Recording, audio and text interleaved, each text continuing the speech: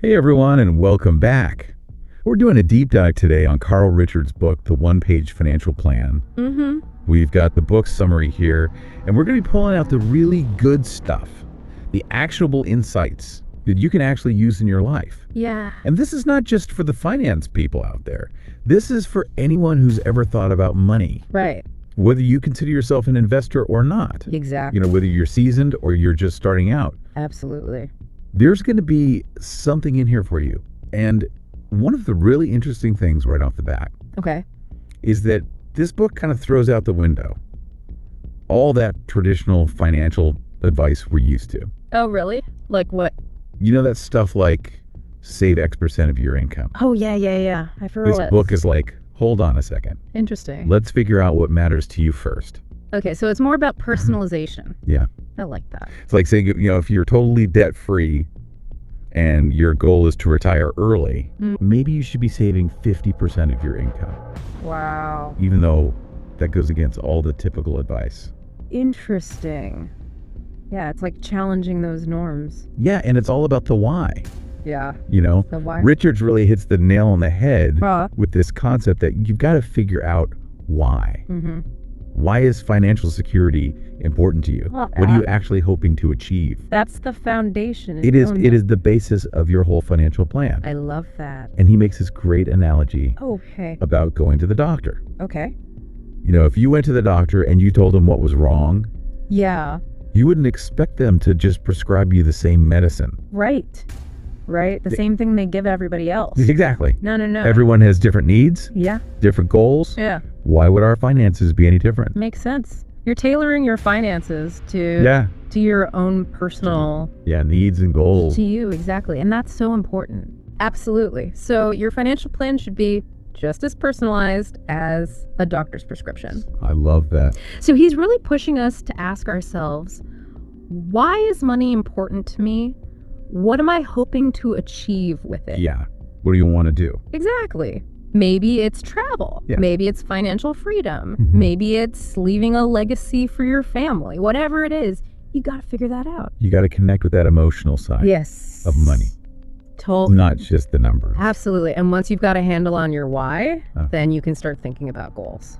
Okay. But even here, Richard throws in a bit of a twist. Ooh, I like a twist. Tell me more. He says, let's ditch the rigid goals and embrace flexibility. Flexible goals. What do you mean by that? Think of it like planning a vacation. You might have an itinerary, right? But you also know that things might not go exactly as planned. Yeah, you got to be prepared to pivot. You got. You know what? If you had this big plan to go hiking in the mountains, but then the weather's terrible. Maybe instead you check out that museum you've always wanted to see. You're open to that. Yeah, you're open to it. Yeah. It's all about adapting. Exactly. And it's the same with your finances. Life throws curveballs. Oh, yeah, it does. Maybe you lose your job. Yeah. Have an unexpected medical expense. Or decide to start a family. Yep. You need a financial plan that can roll with the punches. That can adapt. Exactly. So it's like if your goal was to pay off your student loan in 3 years. Yeah. And then something happens. Right. You get laid off. You need to be able to adjust that timeline without feeling like a failure. Right. You don't want to throw the whole plan out the window. No, you don't. Just because you had to make a little adjustment. Right. It's all about being realistic. Totally. It's like that saying, life is what happens when you're busy making other plans. So true. But how do we go about actually creating this flexible plan? Where do we even start? That's the question. Richard suggests taking a good look at where you currently stand financially. Okay. And he has a surprisingly simple tool for this. A personal balance sheet. A balance sheet. Yeah. I don't know about you. Yeah. But whenever I hear balance sheet, I get a little intimidated. I know what you mean. It sounds kind of scary. Yeah, it does. But trust me, it's not as complicated as it sounds. Okay, good. Imagine you're drawing a line down the middle of a piece of paper. All right. I'm with you so far. On one side, you list all your assets. Assets. So that's things like, my bank account, Yeah. investments, Yeah. my car maybe. You got it. Anything you own that has value. Okay, cool. And on the other side of the page, you list your liabilities. Liability, so things I owe. Exactly. Okay. Like student loans, credit card debt, Yep. maybe your mortgage if you have one. Okay. So it's basically what you own versus what you owe. I see. A financial snapshot. Got it. But what's the point of doing this? Why do we care? Well, by subtracting your liabilities from your assets, you get your net worth. Okay, net worth. That's a term I hear a lot, but I'm not always sure what it really means. It can be a little confusing, but basically it's the big picture of your financial health. Oh. A single number that sums up where you stand. Interesting. And you know what? Knowing your net worth can actually help reduce financial anxiety. Really? Think about it. If you're constantly worried about money, seeing that number, understanding where you actually stand, can give you a sense of control. It's like instead of being in the dark, you can actually see. Exactly, like turning on a light. I like that. I like that. So what do you think? What if the number isn't so good? That's okay. Really? Remember, this is just the first step. Okay. The real magic happens right when you start using this information to make informed decisions. So what's the next step? That's where budgeting comes in. Budgeting, that word. I know, right? It just makes me cringe. It has a bad reputation. Yeah, like restriction deprivation. Exactly. It feels like a diet for your money. Totally. But Richards has a different take on it. Okay. He says budgeting is actually about aligning your spending with your values. Okay, wait, I like that. And your why. Yeah. So instead of telling you to cut back on lattes, right, he's encouraging you to think about what truly matters to you and spend accordingly. So it's about making conscious choices. Exactly. Not just mindlessly spending. Right. It's about intentionality. I like that. So, for example, let's say your goal is to travel the world. Okay. But then you realize that a huge chunk of your income goes towards eating out every night. Oops. Maybe you start packing lunches a few times a week. Yeah. Or exploring free activities in your city instead of going to expensive concerts. Right. It's about those little adjustments. Exactly. Small changes that add up over time. Totally. It's not about denying yourself the things you enjoy, but rather making sure your spending reflects your priorities. It's about putting your money where your values are. You got it. Love it. And it's amazing how even those small changes can make a huge difference over time. Absolutely. Yeah. They really do. All right. So we've talked about the why, the importance of figuring out your own personal why. Yes. We've talked about flexible goals. We've talked about getting a clearer picture of your finances with that balance sheet idea. Right. And we even touched on budgeting, which everybody hates. I know, right? Everybody groans when they hear that word. But we talked about it in a way that actually makes sense. Yes. You know, aligning your spending with your values. Absolutely. So now I want to get into saving and investing, because that's where I think a lot of people feel really lost. I hear you. It can be super overwhelming. Yeah. But Richards has this really simple and kind of data-driven approach to both of these things. Okay. I like simple. Yeah, me too. So first, saving. Do you remember how we challenged that whole idea of saving a fixed percentage of your income? Yes. I loved that part. I mean, instead of following some arbitrary rule, it's like save as much as you can. Yeah, and it makes sense because everyone's situation is different. Exactly. And he really highlights the power of automation. Automation. Yeah, like setting it and forgetting it. Okay. You know, like those small, regular contributions that you don't even have to think about. Oh, those are the best. Right. They can really add up over time. Yeah, it's like magic. Totally. But what about debt? That's another thing. Oh, yeah. That I think trips people up. It can be a real drag. Yeah, it can feel really overwhelming. But Richards has this interesting perspective on debt repayment. Oh, really? Yeah. He actually frames it as an investment. An investment in what? An investment in your future. In my future. Oh. Okay. Think about it.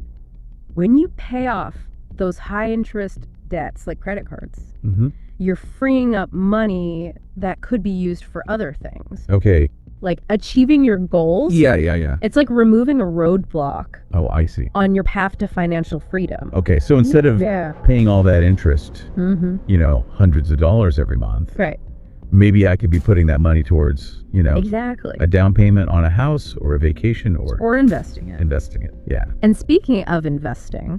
Oh, yes, investing. This is where I think a lot of people really get intimidated. Yeah, for sure. But Richards emphasizes treating investing as a science. A science? Yeah, not a gamble. Okay, so more data-driven than gut feeling. Exactly. He encourages research, consulting, reputable sources, like academic journals, financial publications. So making informed decisions. Yes, based on facts, not emotions or rumors. So instead of trying to time the market, right, or chasing the latest hot stock tip. Yeah, forget all that noise. Yeah.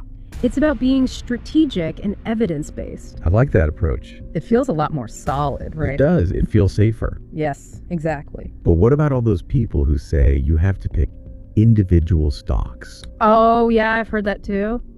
To be a successful investor? Richards actually disagrees with that. He does. He's a big advocate for diversification. And diversification, yeah. You know what that means, right? Remind me. It's all about spreading your investments around. Oh, yeah. Go. Don't put all your eggs in one basket. Got it. Instead of betting everything on one company or one type of investment, you spread your risk by investing in a variety of things. So instead of putting all my money in, let's say, tech stocks, I might also invest in bonds. Right. Maybe some real estate. Index funds. Exactly. Index funds are a great way to diversify. Okay. Because they track a specific market index, like the S&P 500. Okay. So you're automatically invested in a whole bunch of different companies. Interesting. Bonds provide a different kind of investment. Yeah. Often considered less risky than stocks. Okay. And real estate offers yet another avenue for building wealth. So it's like a safety net. Yeah, kind of. You're hedging your bets. Some investments might do well, others might lag behind. Right. But overall, you're creating a more stable and balanced portfolio. That makes a lot of sense. It feels more sustainable in the long run. Definitely. I'm starting to see how all these pieces fit together.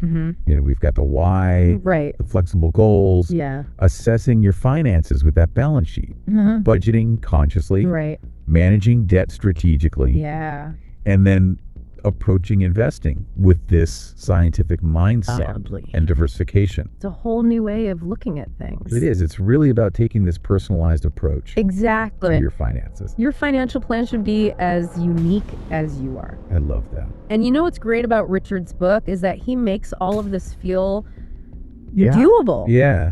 He strips away all the complexity and intimidation. And just gives you these core principles that anyone can understand. Yeah. It's so refreshing. It really is. It's like he's giving you permission to simplify your finances. To just focus on what matters. Absolutely. And not get bogged down in all the details. Right. But now I want to hear from you guys. Yes. Our listeners. Our awesome listeners. What's resonating with you the most? Yeah. What's your biggest takeaway so far? If you need a minute, Yeah. Pause the deep dive. Jot down some notes. Take a moment to connect with your own why.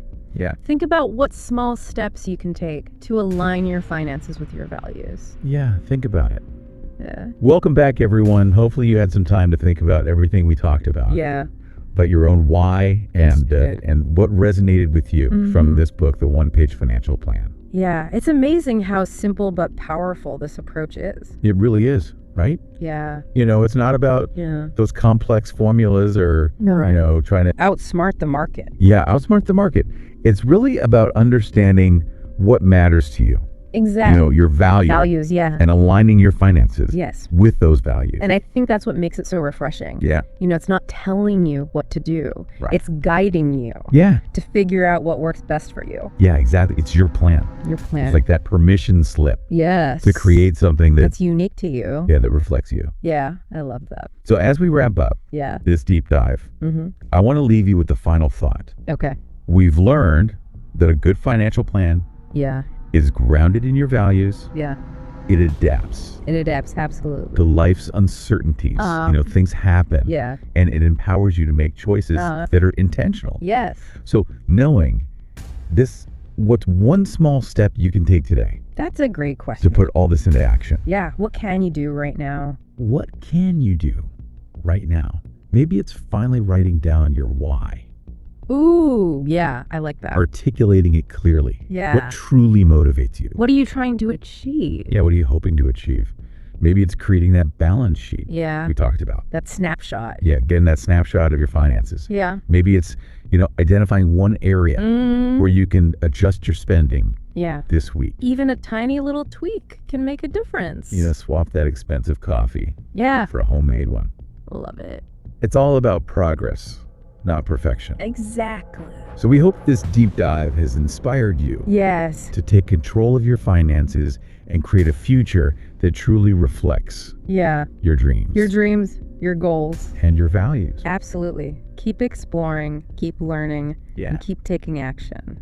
Until next time. Happy planning, everyone.